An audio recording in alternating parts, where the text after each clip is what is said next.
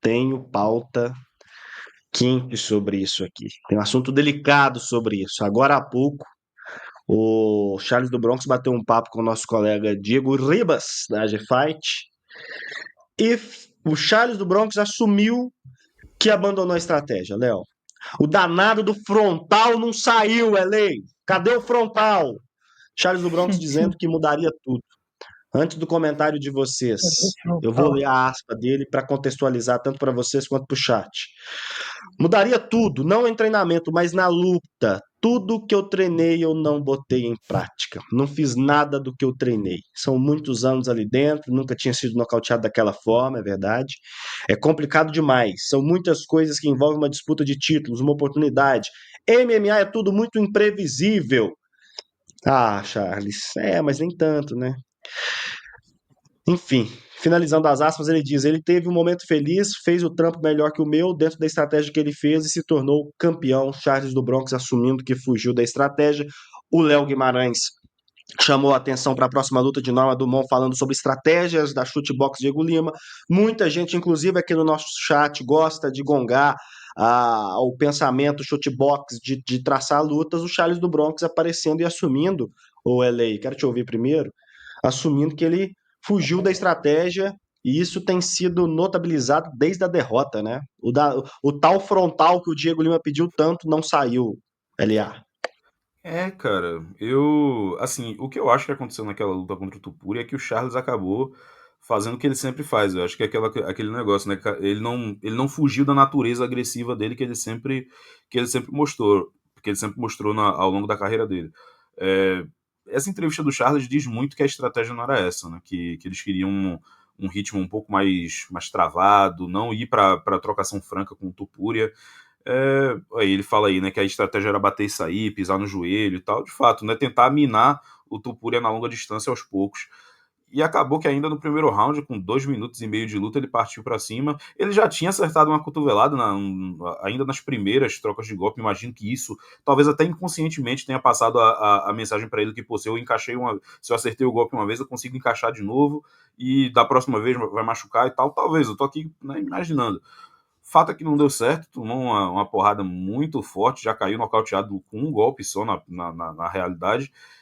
E me surpreende muito esse tipo de declaração do Charles, cara, porque eu lembro que quando ele perdeu do Makhachev, ele falou: não, não, eu não. Ele deu aquelas declarações de, pô, olha, eu não tava lá e tal, não vou dizer exatamente o que aconteceu, não sei o quê. Nessa, ele não. Nessa derrota, ele fala: não, cara, não segui a estratégia, mudaria tudo. Essa aspa de É. mudaria tudo, pra mim, me pega muito. Me pega muito, porque se ele mudaria tudo, tudo é muita coisa, pô. Tudo é muita coisa. Se ele mudaria tudo, é porque, de fato, o que ele fez na academia não tem nada a ver com o que ele mostrou dentro do octógono. E aí, eu acho que isso demonstra um problema sério, não um problema grave, porque ele já é um cara bem experiente.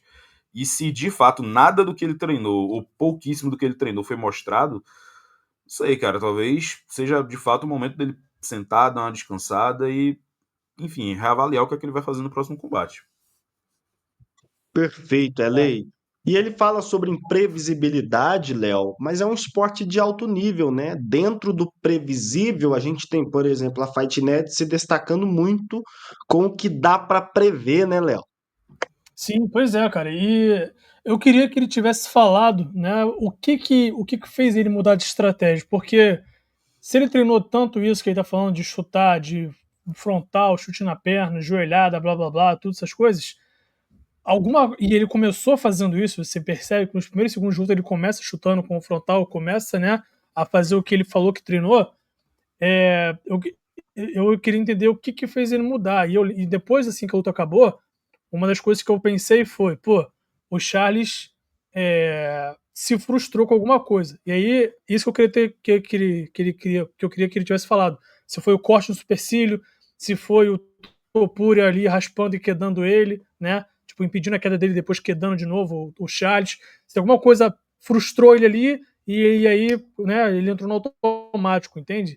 Tipo, ele falar até qual momento ele estava sendo consciente na luta, né? Porque tem muito lutador que só vai no automático. O Rodolfo Vieira, por exemplo, ele diz que nem lembra como é que ele vence as lutas, que ele vai no modo ali automático, reproduzindo tudo que ele treina, e depois ele não lembra de mais nada. Teve uma vitória que ele falou: como é que eu finalizei? Como é que eu acabei com a luta, né?